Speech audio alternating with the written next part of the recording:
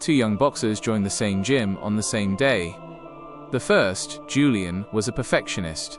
He spent every hour practicing his form in front of a mirror, hitting the heavy bag with rhythmic precision, and shadowboxing with such grace that he looked like a dancer.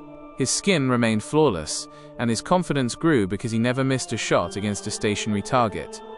The second, Elias, took a different path. From the very first week, he stepped into the ring for live sparring. He was constantly outclassed. He suffered split lips, bruised ribs, and the ego-crushing reality of being knocked down by veterans. While Julian looked perfect, Elias looked like a walking car wreck. However, when the regional championships arrived, Julian froze. The moment he took his first real punch to the jaw, his perfect world shattered because he had no map for the pain. Elias, on the other hand, didn't even blink when he was hit. He had already felt every type of pain the ring could offer. He absorbed the impact, adjusted his stance, and systematically dismantled his opponent. The logic of the dividend of pain is that comfort is a lie told to the fragile.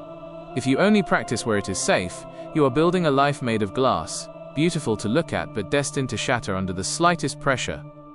Every time you are rejected, every time you fail publicly, and every time you feel the sting of a mistake, you are not losing, you are tempering your soul.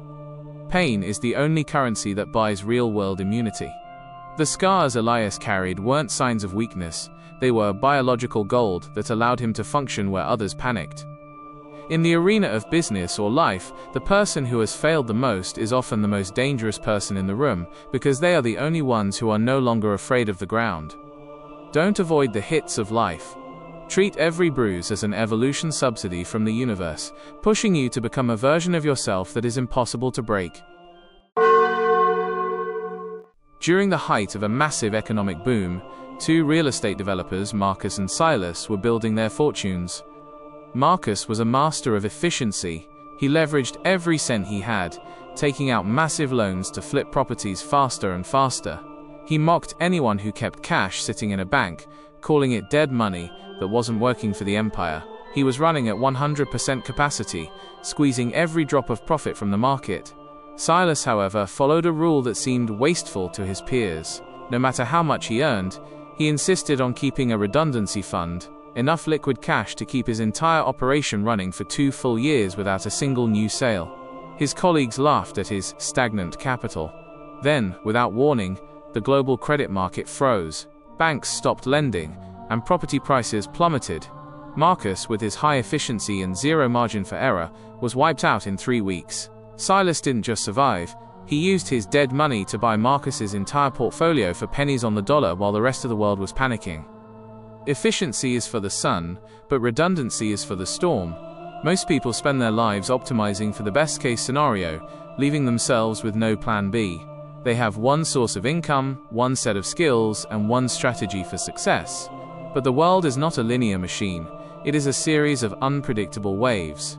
Having a backup, whether it's extra cash, a second skill set, or a hidden resource, isn't playing it safe. It is a strategic requirement for long-term dominance. Redundancy is the hidden flaw that prevents you from falling into the abyss when the ceiling of the market collapses. In a world of chaos, the person who has extra is the only one who truly has power. While everyone else is forced to sell their future just to survive the present, the person with redundancy is the only one left standing with the ability to choose.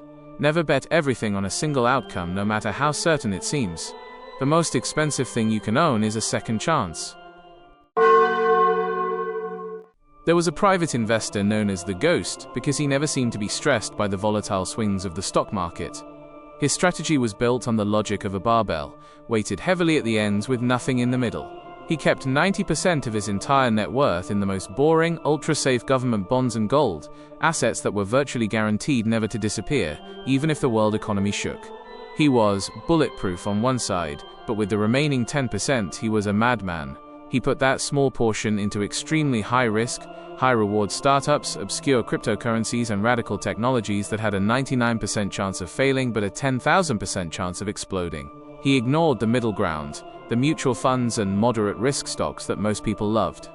One year, a massive market crash wiped out the moderate investors who had 100% of their money in stable blue-chip stocks. The Ghost's 90% stayed perfectly safe, while one of his 1% moonshots in a biotech company turned into a billion-dollar exit. The barbell strategy is the ultimate weapon against uncertainty. Most people get trapped in the mediocre middle, taking enough risk to get hurt, but not enough risk to change their lives. They are vulnerable to a crash but have no access to a miracle. The barbell logic says, eliminate the possibility of total ruin on one side and open the door to infinite gain on the other. By being 90% boring, you earn the right to be 10% crazy. This applies to more than just money, it applies to your career and your time. You can have a stable, secure job that pays the bills, the safe end, while spending your nights on a radical side project that could disrupt an entire industry, the aggressive end. You don't need to gamble your whole life to achieve greatness. You just need to ensure that your floor is made of concrete, so that your ceiling can be the stars. When you stop playing in the middle, you stop being a victim of the average. A young chef was once obsessed with creating the world's most complex sauce. He believed that greatness was found in the more. He added rare truffles from Italy, expensive saffron from Iran, heavy creams, aged wines, and exotic spices from across the globe. The result was a thick, muddy mess where every expensive ingredient fought for dominance, and nothing tasted quite right. He brought the dish to his mentor, an old master who lived in a simple cabin by the sea. The master didn't add a single thing. Instead, he tasted it and pointed to the cream. "Too heavy," he said. Then he pointed to the saffron. "Too loud." One by one, the master began to strip away the clutter. He removed the fats that masked the flavor, the spices that confused the tongue, and the garnishes that served only the ego. What remained was a simple, crystal-clear reduction of pure essence. It was the best thing the young chef had ever tasted. The master smiled and said, "A statue is not built by adding clay, it is revealed by chipping away the stone." In a world obsessed with optimization and adding more, the most powerful strategy is actually the via negativa, the way of subtraction. Most people fail not because they don't do enough, but because they do too much of the wrong things.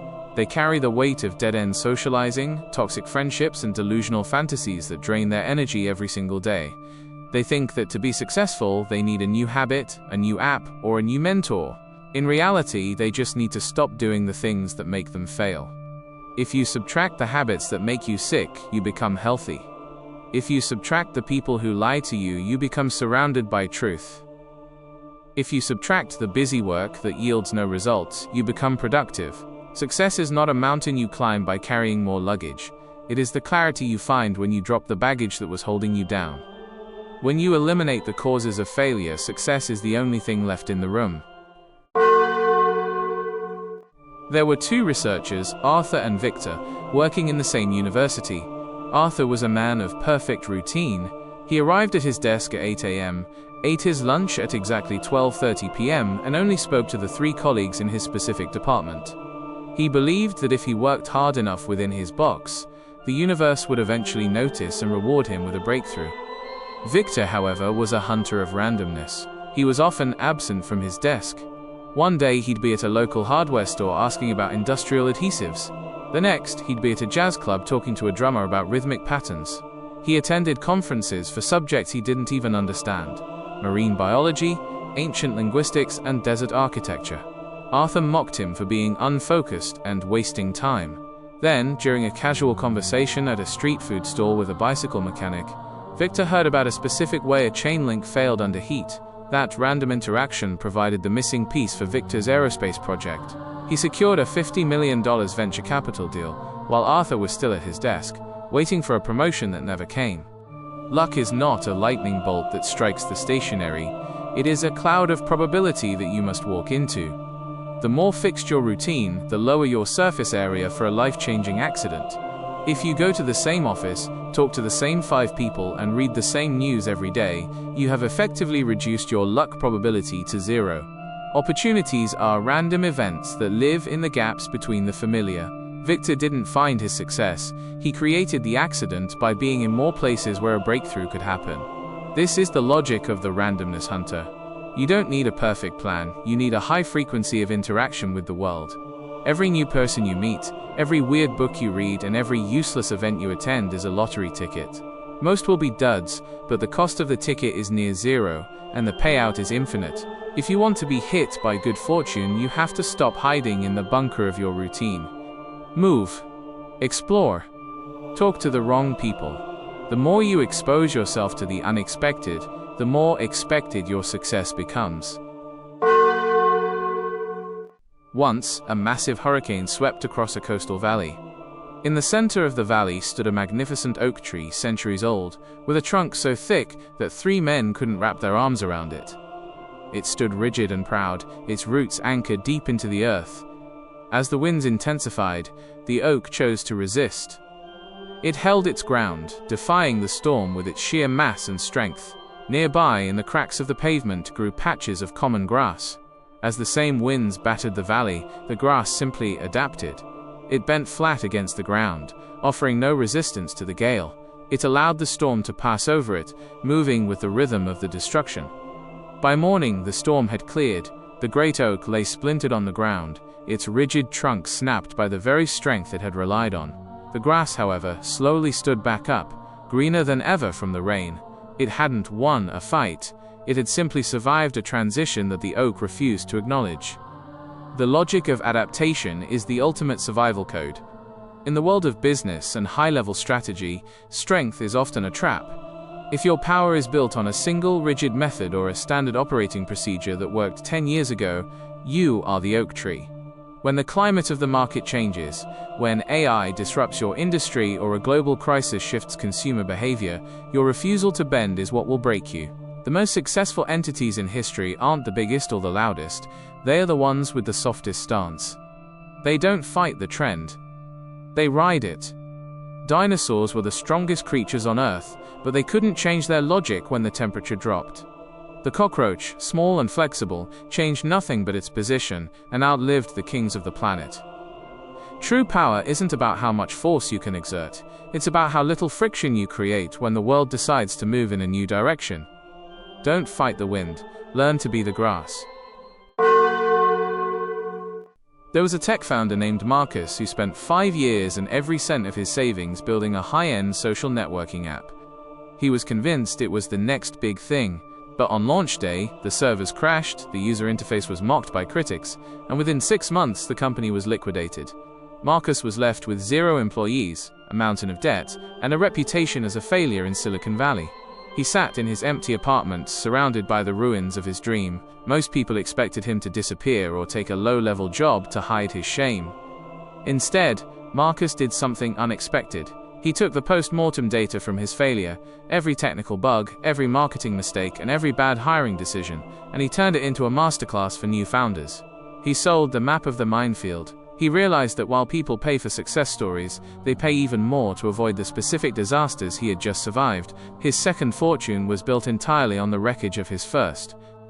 This is the ultimate form of anti-fragility, the ability to productize your own catastrophes.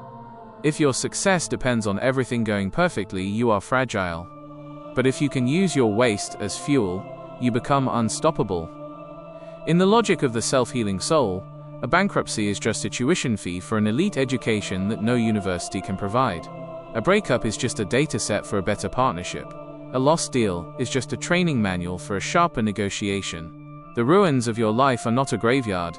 They are a quarry of pre-cut stones ready to be used for a much larger foundation. As long as you don't internalize the failure, as long as you treat the event as information rather than identity, you can build an empire on the very spot where you were once destroyed. The world will try to break you to see what you are made of. Show the world that you are made of the kind of material that only gets harder every time it is hit.